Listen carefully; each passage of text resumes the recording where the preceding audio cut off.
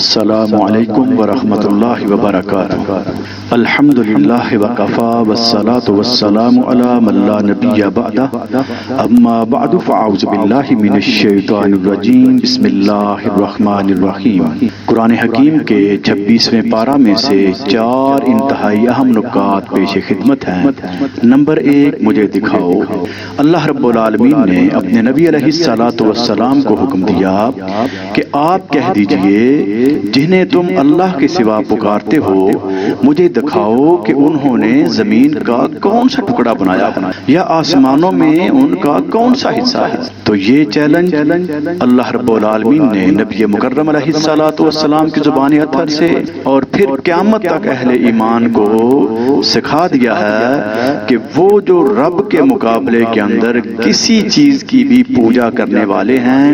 بے شک وہ بت ہوں یا انسان، اور انسانوں میں سے وہ زندہ ہوں یا مردہ، اگر کوئی اللہ رب العالمین کے حکم کے مقابلے میں ان کا حکم مانتا ہے اور اس کو چلانے کی کوشش کرتا ہے تو اس کو یہ چیلنج کرنا چاہیے، اس سے پوچھنا چاہیے کہ تم جو رب کے مقابلے کے اندر یہ کر رہے ہو تو تمہارا کردار کیا ہے، تم نے اس زمین و آسمان کے اندر کیا تخلیق کیا ہے۔ نمبر 2،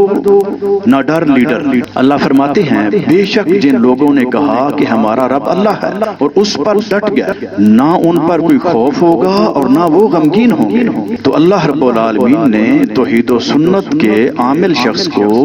اتنا شاندار یہ پروٹوکول دیا ہے کہ اس کے اندر کسی قسم کا ڈر اور خوف نہ دنیا میں ہوتا ہے، نہ اللہ اس کو آخرت میں کوئی جہنم یا دیگر عذابوں کا دے گا، بلکہ یہ دنیا کے اندر جس طرح سے بے باک ہو کے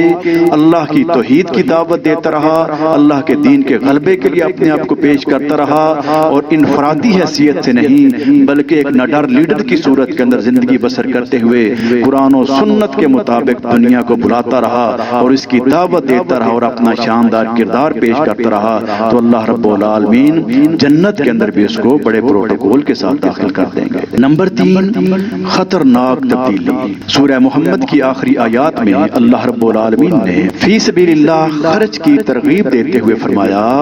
خبردار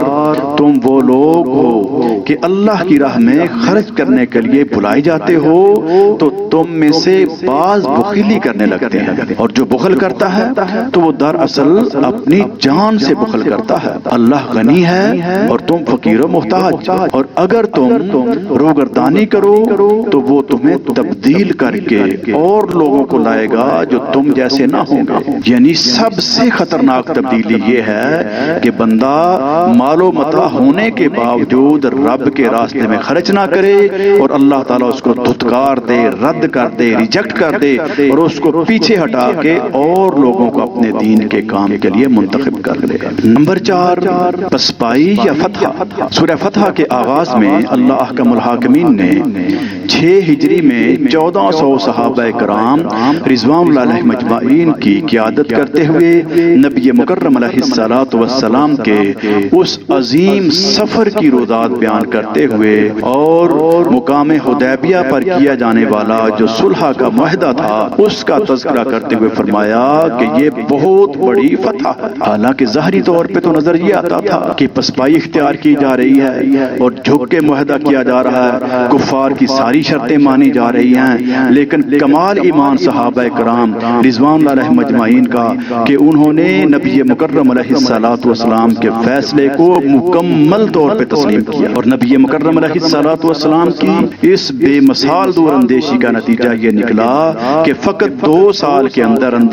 اسی معاہدہ کی بنیاد پر اللہ تعالیٰ نے مکہ پورے کا پورا فتح کروا دی۔ تو اللہ رب العالمین سے دعا اور التجا ہے کہ اللہ احکم الحاکمین ہمیں بھی ملت اسلامیہ کے عظیم قائدین پر اعتماد کرنے کی اور ان کے فیصلوں کے اندر اللہ تعالیٰ برکت ڈالتے ہوئے ملت اسلامیہ کے غلبہ کے لیے، عروج کے لیے، فتوحات کے لیے ہم سب کو مل کے آگے بڑھنے کی توفیق عطا فرمائے۔ وآخر دعوانا ان الحمد للہ رب العالمین۔